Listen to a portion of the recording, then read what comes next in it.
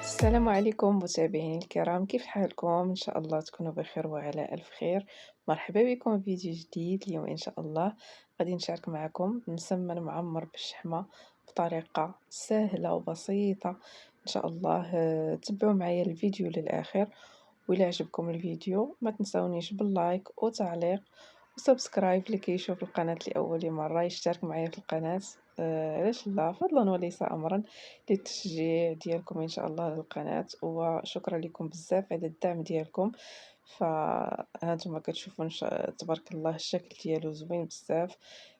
تبعوا معايا الفيديو للآخر، وإن شاء الله ينال الإعجاب ديالكم الفيديو. وما نطولش عليكم، ندوزو للمقادير وطريقة التحضير. أول حاجة غادي نحضرها هي العجين.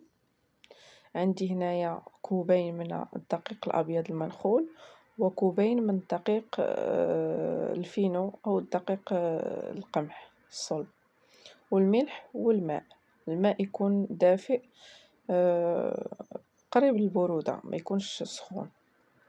خديت العجانة وضعت فيها الدقيق الأبيض والفينو، دقيق القمح الصلب، الملح على حسب الرغبة ديالكم، والماء. ودابا غادي نخليها تعجن شويه بشويه، نبقى نزيد في الدرجات حتى تدلك ليا مزيان العجين. فهي ضروريه انكم جميع انواع المسمن الا بغيتو ينجح معكم تعجنوه مزيان، يعني تدلكوه. الا ما كانش عندكم العجانه دلكوه مزيان بيديكم. فهذا هو السر ديال النجاح ديال اي نوعيه ديال المسمن، هي انك تدلكيه مزيان. فانا خليته تدلك مزيان مزيان، هانتوما كتشوفوا. انا غير مسرع عليكم شي شويه الفيديو باش ما نطولش عليكم بزاف، فعطيتو الوقت للدليك. هانتوما كتشوفوا تبارك الله الشكل ديال العجين كيفاش داير. الان غادي ناخذ العجين، غادي ندلكو، عفوا غادي ندهنو شويه بالزيت، وغادي نوضعو في البلاستيك ونقفل عليها البلاستيك ونخليها حتى نوجد الحشوه. يعني تقريبا راه خليتها شي ساعه ونص وهي في البلاستيك. صافي، الان بعد ما دهنتها بالزيت كي كتلاحظوا الشكل ديالها فكتجي قطنيه مدلوكه مزيان. غادي نوضعها في البلاستيك وندوز ان شاء الله باش نحضر معكم الحشوه. هنا في الحشوه كي كتلاحظوا فهي حشوه ما كتحتاجش بزاف ديال المكونات.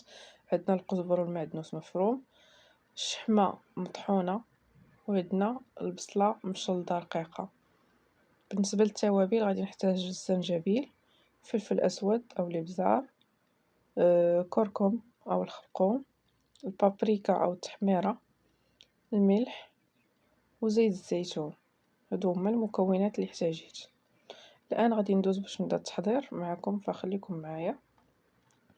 خديت المقلاة وضعتها فوق النار، ضفت ليها تقريبا 2 معالق ديال زيت الزيتون، ضفت البصل. غادي نشحر البصل مزيان حتى يدبل البصل، ضروري البصل هو الاول.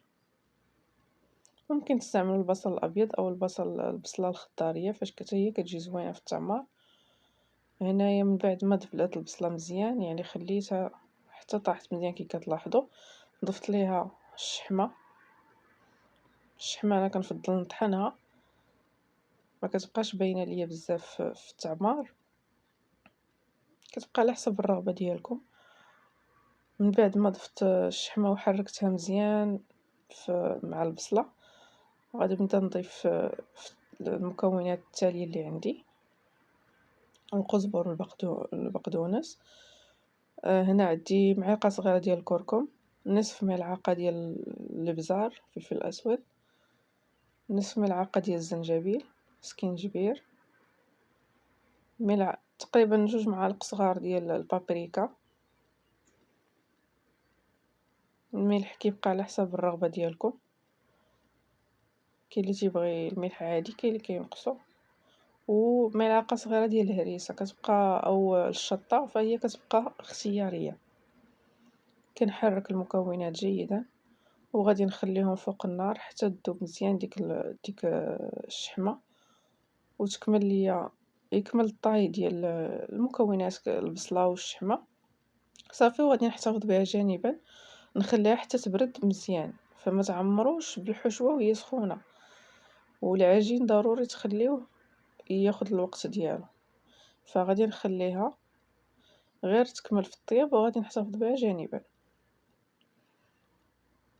هنا بالنسبة للمكونات ديال اللي غادي نحتاج في التوراق ديال المسمن، عندي هنايا السميد الرقيق أو الفينو، كيبقى على حسب الاختيار ديالكم بحال، ضفت ليه ملعقة صغيرة ديال البيكين باودر أو الخمارة وحركتها مزيان.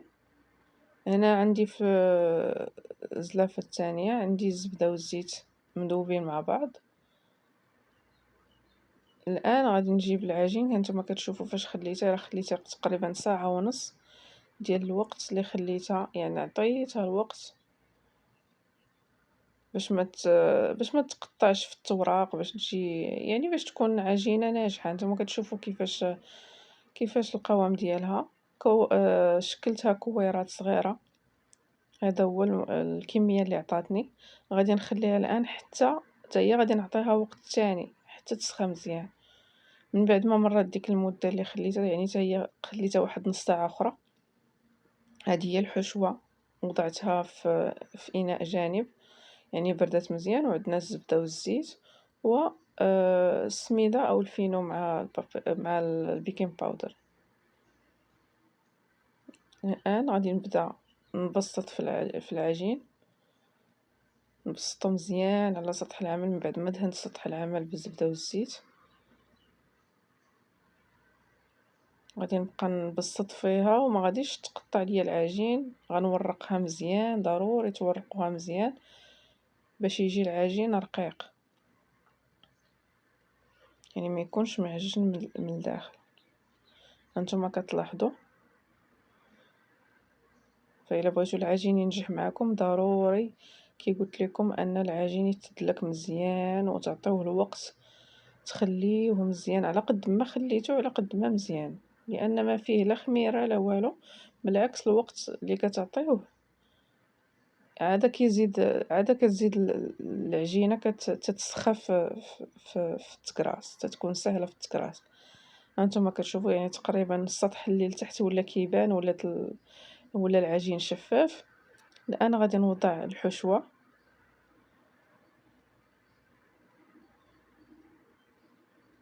نفرقها بشكل متساوي ونجمع المسمن بطريقة عادية كي كنجمعو المسمن التقليدية على شكل مربع، ونوضعها حدايا ونبسط العجينة الثانية، لأننا هنايا غادي نحتاج جوج مسمنات صغار. صافي غندير غا جوج براك، غنضوبلها غير على جوج مرات صافي.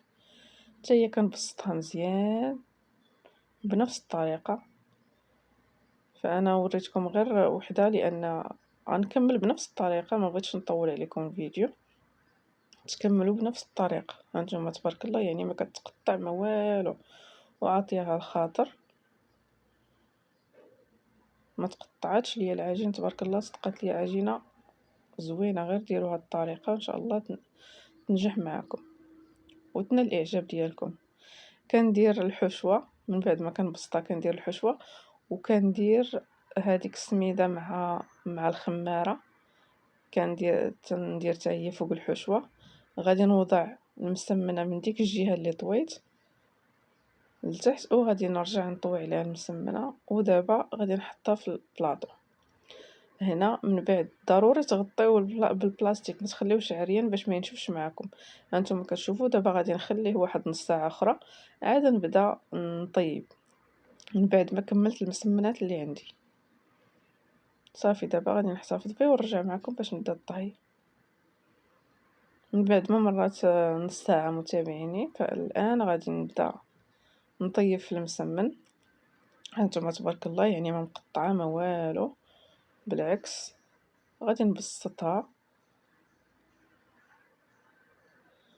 ونبدا نطيب في المسمن عادي كي كنطيبو المسمن.